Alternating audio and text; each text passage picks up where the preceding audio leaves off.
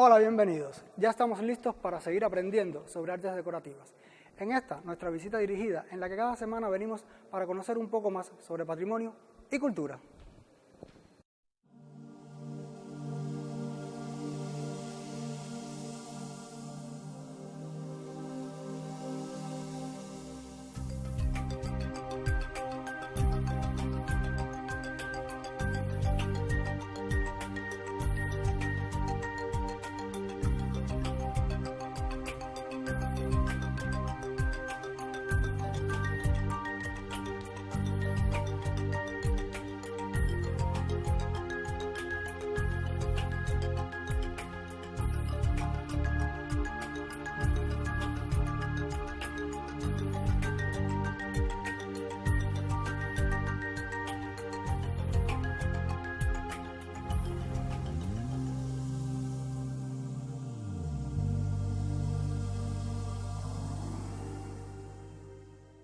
Las artes decorativas emplean diversos materiales como la madera, vidrio, metal, tejidos y pigmentos para la elaboración de objetos que van a embellecer diferentes espacios, brindando una gran cantidad de opciones para agregar estilo e interés en diversos ambientes, ya sean tradicionales o modernos. Los muebles, tapices, cerámica, pinturas, lámparas, vajillas, jarrones y demás objetos empleados en la decoración, bien elegidos, tienen un impacto significativo en la estética de los espacios en los que se encuentran. Es importante saber que por el uso de estos objetos en la vida diaria están íntimamente relacionados con la personalidad y las necesidades de su propietario. En los tiempos modernos, las artes decorativas son muy valoradas tanto por su significado histórico como su atractivo estético, lo que hace que tengan una importancia en el diseño de interiores y exteriores, añadiendo belleza y carácter a cualquier sitio.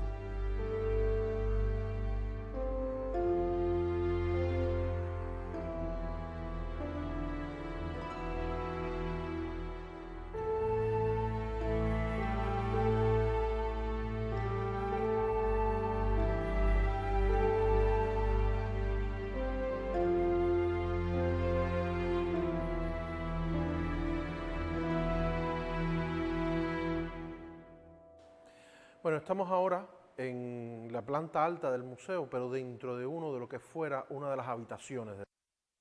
Y esta habitación está dedicada, este espacio está dedicado exclusivamente al arte asiático. Ya habíamos visto en la planta baja un espacio dedicado al mobiliario asiático. La diferencia es que en este nuevo espacio estamos mostrando un poco de mayor diversidad en la colección de arte asiático que tenemos en el museo. Por eso queremos comenzar acá, donde exhibimos la pieza más antigua de todo el museo, del siglo VII de nuestra era, de la dinastía Tang, que va del siglo VII al X. Luego mostramos 4 piezas que están vinculadas con el acto de beber, ya sea té o alcohol, que son estas 4 piezas de acá, y que ellas representan los esmaltes más populares que hubo en China, tanto en el norte como en el sur, sobre todo en torno al siglo XI, XII, XIII. Y luego en la parte baja mostramos una pieza de mediados del siglo XVI, de la dinastía Ming, la cual nos trae directamente a esta zona, que es un área al centro de la habitación donde mostramos 5 piezas de la dinastía Ming, entre las cuales destacamos ciudades como Jingdezhen, Fujia y Longchuan, y particularmente quisiera hacer énfasis sobre esta pieza, que es una pieza policromada, de porcelana policromada. Como se puede apreciar, tiene la figura del dragón, y como se fijan, el dragón tiene las 5 garras, que casualmente las 5 garras están en la misma forma de los dedos de la mano, porque hay una garra que hace como la función del pulgar, lo cual es un intento de humanizar en alguna medida esa figura del dragón, puesto que él representa al emperador. Y además el dragón acompañado del ave fénix es la representación, insisto, de la figura del dragón y de la emperatriz. ¿Tiene alguna significación específica? El dragón es el símbolo por excelencia de la identidad cultural china. Es un dragón, el dragón chino se cree que es la suma de muchos antiguas tribus que componían lo que hoy es China, porque fijémonos que tiene patas de cocodrilo, cuerpo de serpiente, cuernos de venado, y así es como la combinación de muchos animales. Lo cierto es que siempre se representó como el símbolo del emperador y acompañado del ave fénix, como decía anteriormente, de la emperatriz.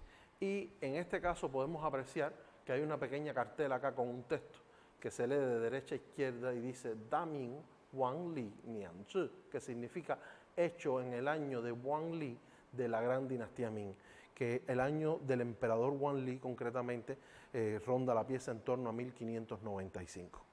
Y así mostramos un grupo de piezas de la famosa dinastía Ming. Luego pasamos a esta zona de acá, donde mostramos un excelente mueble japonés con una notable influencia del mobiliario francés, europeo en sentido general, y luego también mostramos varias de las 3 manufacturas de porcelanas o tipologías más comunes que habían y de mejor calidad que habían en aquella época en el siglo XIX. Pasamos entonces a esta zona. Debemos recordar que esto era un dormitorio, por lo tanto estas son las puertas de los antiguos closets que fueron modificadas y convertidas en vitrinas, y que en este caso lo que estamos exhibiendo es una colección de abanicos chinos del siglo XIX, en el caso de estos 6 abanicos que pertenecieron a la poetisa cubana Dulce María Loynaz. Y luego hacia acá mostramos otros 2 abanicos, uno de inicios del siglo XIX y este que muestra con una gran exactitud lo que se conoce como los abanicos de 1000 caras, que son abanicos que tienen un excelente trabajo de tempera con los ropajes de los personajes, de hecho con fragmentos de seda recortados, y el rostro de cada uno de los personajes son chapas de marfil recortadas y colocadas y luego a la cual se le pintan los rasgos de la cara. Realmente un trabajo de collage muy interesante. Y hacia acá, al centro de la vitrina, mostramos una interesante colección de botellas de rapé hechas de distintos materiales en los siglos XVIII y XIX. Es impresionante, realmente el abanico chino alcanza un nivel extraordinario.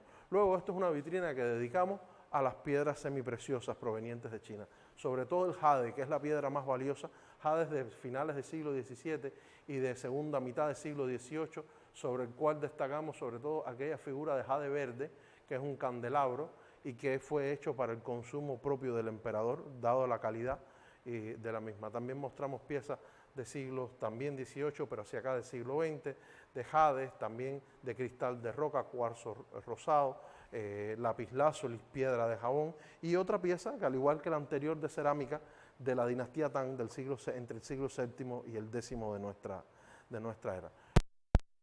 En esta dirección, y vamos a ver cómo en esta área exhibimos distintos tipos de porcelanas chinas que van desde finales del siglo XVII, siglo XVIII y siglo XIX. También mostramos una lámpara votiva de la India, y hacia acá un maravilloso Buda de Nepal que tiene su tercer ojo, es un rubí colocado en ese lugar de la frente. Y en aquella vitrina tenemos algunas piezas bronces del Tíbet, pero en la parte superior exhibimos un objeto muy curioso que es una brújula de agua. Si bien no es una obra de arte, pero sí es una evidencia de esa cultura material que exhibieron, que produjeron los chinos y que son además aportes notables a la humanidad.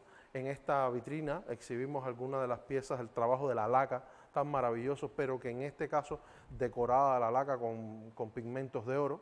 Y luego, por último, en esta vitrina tenemos una gran exhibición de marfiles asiáticos, donde se mostramos principalmente en el nivel inferior todos marfiles del siglo XIX, luego al nivel del centro tenemos un área dedicada al marfil japonés con estas estatuillas propias para decorar sitios y espacios conocidos como tokonoma-sen, etc., pero también los netsuke, que son indumentarias propias del vestuario tradicional japonés, y en la parte superior exhibimos 3 piezas de origen chino de siglos XVIII, XIX y XX, un detalle muy interesante esta pieza del realismo socialista chino, de lo que también se conoce como la revolución cultural, y por último aquella pieza del fondo proveniente de la India del siglo XX.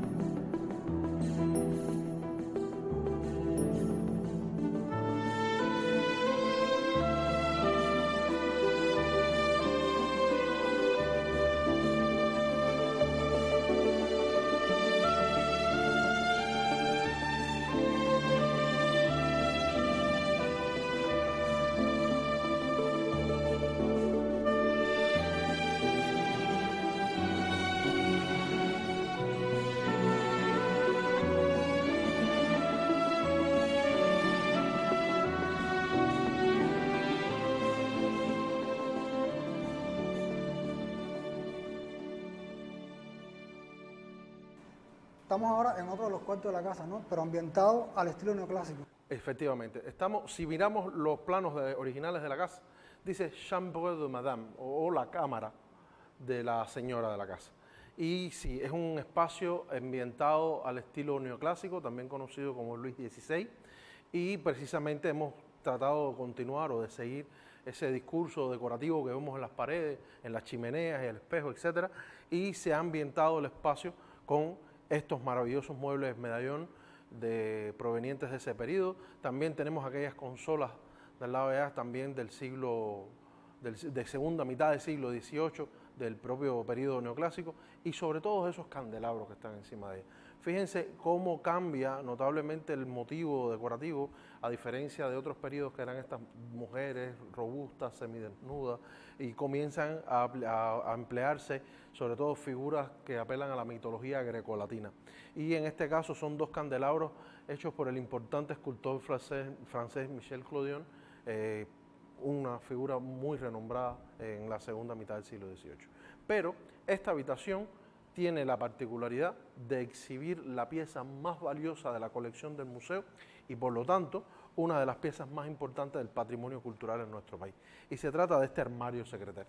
Es un mueble, es un escritorio, es un mueble, como lo dice el nombre, secretaire en francés, es un espacio para guardar, un mueble para guardar secretos, y como se puede apreciar tiene distintas gavetas con distintas llaves, incluso aquí en la parte de abajo también tiene otra, pero en este caso cuando se abre por acá, esto es un tablero que cae hacia adelante, donde se puede escribir, apoyar y escribir, y luego hacia el interior tiene un grupo de gavetas que permiten pues guardar cartas, documentos personales y demás. Lo importante de este mueble es que el mueble fue diseñado y creado por Reisener, Jean-Henri Reisener, el ebanista de la corte, el ebanista de Luis XVI, lo cual lo convierte ya en un mueble de máxima calidad y de máximo nivel. Luego, el propio mueble, los bronces fueron creados por Gautier, el más importante broncista de la época, pero en el caso de este particular mueble tiene en la parte posterior un sello marcado al fuego del cuidador del muebles del Palacio de Versalles. Por lo tanto, es un mueble que lo ubica en el Palacio de Versalles y lo ubica bajo la titularidad de la reina María Antonieta. Por lo tanto, es conocido popularmente como el secretaire de la reina María Antonieta, de la cual exhibimos un busto de porcelana de Biscuit en la parte superior, y como te decía al inicio, es la pieza más importante del museo y por lo tanto una de las más importantes del patrimonio de nuestro país. Una pieza con un gran valor para la cultura y para lo que es todas las artes decorativas en general. Es una pieza de autor y de una propietaria que fue la reina, lo cual la hace única, y realmente quedan muy pocas. Recordemos que con la Revolución Francesa muchas de estas piezas en el Palacio de Versalles fueron destruidas, y que nosotros las tengamos acá le otorga es un privilegio para el país. Cómo no, y además de primerísimo nivel. ¿A dónde nos llevas ahora? Bueno, ahora vamos a pasar a una pequeña salita que tenemos dedicada a la porcelana de Sèvres, y allí veremos algunos detalles de este tipo de porcelana.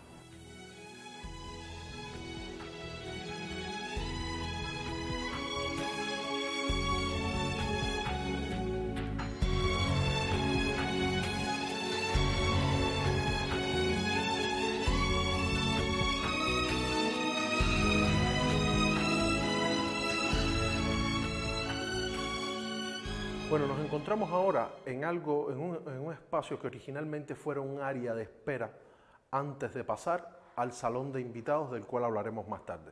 Por lo tanto, esta pequeña salita la hemos convertido en una área donde exhibimos principalmente en esta vitrina una muy breve selección de la gran colección que tenemos en el museo, de lo que es la porcelana de la manufactura de Sèvres, que es una porcelana real, de la realeza francesa, sobre todo de mediados del siglo XVIII en adelante. Aquí vemos algunos ejemplares de los biscuits, de los famosos biscuits de Sèvres, de los cuales ya hemos visto algunos en el museo, y también algunas de las tipologías del esmalte azul Sèvres, las diferencias de cromáticas del esmalte azul Sèvres, también algo por lo cual se destacó esta manufactura. También en este espacio exhibimos estos dos vasos decorativos que están hechos en bronce y amatista, que como se sabe la amatista es una piedra de unas tonalidades violáceos, ¿verdad? Y realmente son piezas muy, muy bellas. Luego, acá entonces exhibimos un salón boudoir. ¿Qué es el salón boudoir? Es un tipo de espacio que surge en la arquitectura francesa, sobre todo durante el siglo XVIII, se pone en boga, porque de la misma manera que el señor de la casa disponía del despacho, la dama de la casa va a necesitar un área donde encontrar cierta privacidad con sus amigas y tener esos momentos íntimos, femeninos, de intercambio, como los españoles dicen, cotilleo, de chismes incluso, si se quieren, en aquella época. Y entonces, como se puede apreciar, es un espacio muy femenino y sobre todo ambientado con importantes piezas del periodo del Segundo Imperio Napoleónico, también conocido como Napoleón III, y aparecen algunas curiosidades. La tapa o la parte superior de la mesa que está justo al centro de la habitación, al igual que el espaldar de aquella silla al fondo a la izquierda y aquella esfera que vemos al fondo, están hechas de papel maché y están decoradas con nácar. En el caso de la esfera es un costurero, se abre a la mitad y exhibe un costurero. También mostramos algunas piezas de piedras semipreciosas chinas como jade, cuarzo, rosa, ágata, abanicos, piezas de importantes artistas de la manufactura de porcelana de Sèvres también del siglo XIX, cristal Baccarat y otra de las tantas falsas chimeneas que hemos exhibido aquí en el espacio del museo. Ahora nos vamos entonces. Ahora vamos al salón inglés, que fuera originalmente el salón de los invitados de la casa.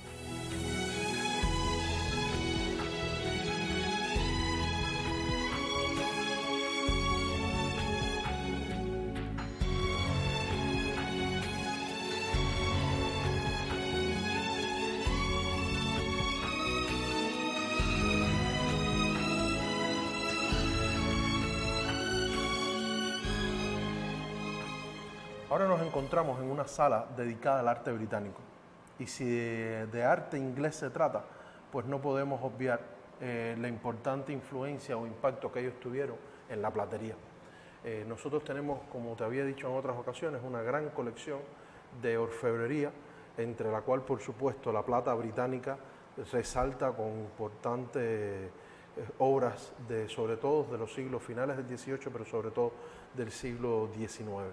También tenemos en este espacio un área dedicada al mobiliario británico, donde destacan piezas de siglos XVIII e inicios del XIX, como podemos ver no solo al centro de la sala, sino también estas maravillosas cómodas creadas a partir del diseño de Adams, un importante arquitecto y diseñador británico que daba a lugar importantes diseños creados después, llevados materializados por importantes ebanistas, y en este caso en una estrecha colaboración con la pintora, la artista Angelica Kauffman, te decías, de inicio del siglo XIX. Pero también mostramos en la sala una importante colección de porcelana, de varias de las manufacturas de porcelana británica más importantes de aquella época y que nosotros atesoramos en nuestro museo, como es el caso de piezas de la manufactura de Worcester, como es el caso de piezas de Wedgwood, pero también algunas piezas de Staffordshire. Por último, mencionar de esta sala que a pesar de la colección de arte inglés que hemos mostrado, también exhibimos una alfombra persa del siglo XIX y hacer hincapié tal vez en uno de los grandes tesoros de la sala, que es esta maravillosa lámpara de techo, que es de cristal de Baccarat del siglo XIX, que originalmente era una lámpara de gas y que eventualmente en el siglo XX fue electrificada. Como se puede apreciar, tiene escenas clásicas, probablemente de la Ilíada de Homero. Somos capaces de identificar escenas que tal vez hagan referencia a la batalla entre Héctor y Aquiles y alguna que otra escena tal vez de la coronación por la victoria del propio Aquiles.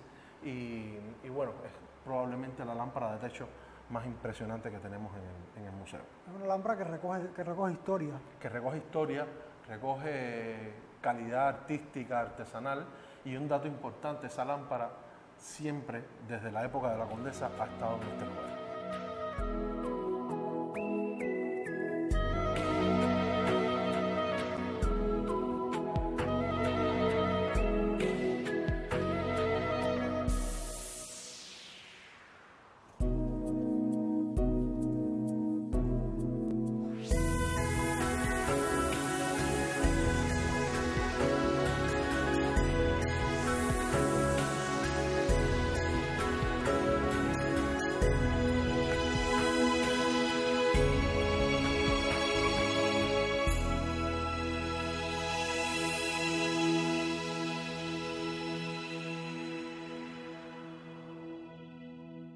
Bueno, ahora nos encontramos en el salón ecléctico del museo, pero que originalmente fuera una salita de espera, porque lo que es hoy la dirección, la oficina de la dirección del museo, originalmente era el despacho de la casa.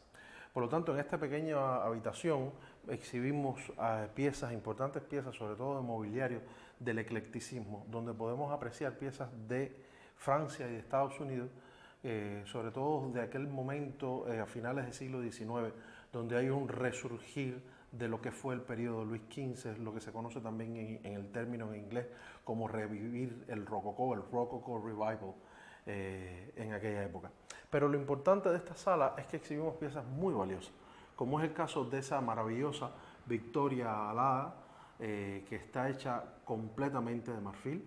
Como se puede apreciar, es una escultura de formato medio y con un trabajo de textura, y realmente ella coronando con esa corona de laurel, ¿verdad? La fama, la victoria propio de la referencia grecolatina.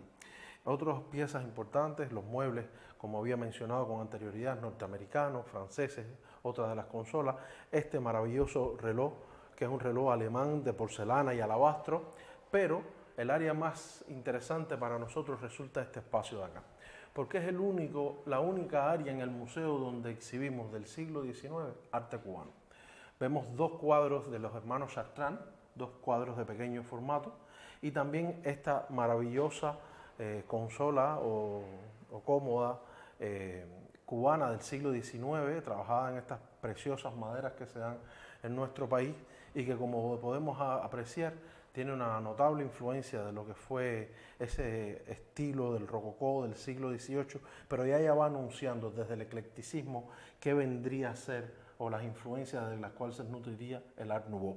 Y por último, mostrar estos arreglos florales que, como se pueden apreciar, están hechos de conchas de mar, que eran muy típicos entre finales del siglo XIX e inicios del XX en nuestro país, y que los podemos apreciar también en otros museos, con personajes, en este caso con vestuarios españoles, y que son realmente piezas únicas en nuestra colección. Realmente es un espacio pequeño pero muy acogedor. Exactamente, y muy bien pensado el discurso, a pesar de que hay pocas piezas. Ya estamos terminando casi en el Museo Nacional de Artes Decorativas, solo nos falta el baño, ¿no? Cómo no, vamos al baño ahora, que es también otra de las grandes joyas del museo.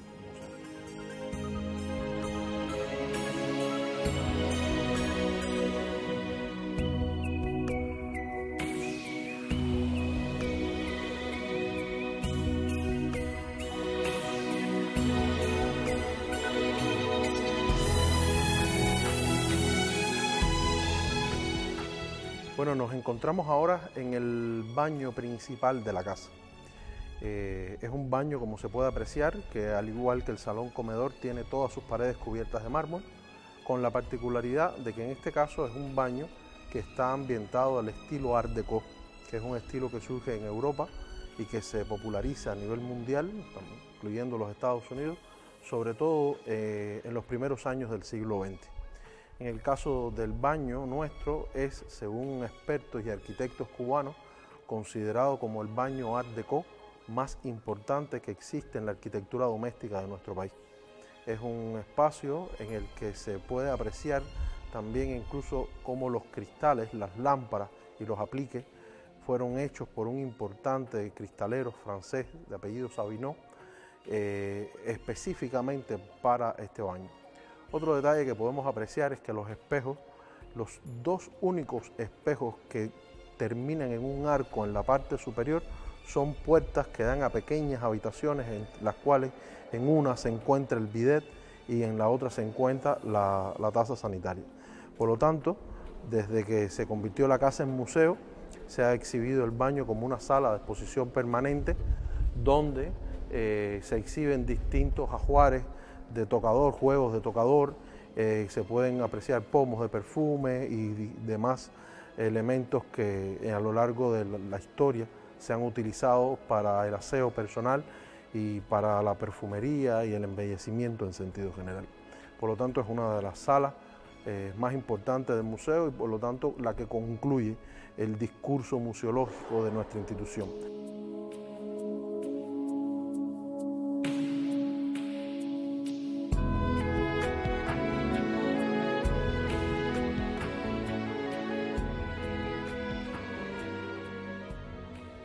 Son varias las semanas que llevamos acá en el Museo Nacional de Artes Decorativas, donde hemos aprendido un poco más sobre muebles, cristalería, lámparas y hemos pasado un recorrido por diferentes épocas a través de sus salones. Espero que a ustedes, al igual que a mí, les haya gustado este viaje en el tiempo. Los invito a una nueva visita dirigida para todos, conocer un poco más sobre patrimonio y cultura.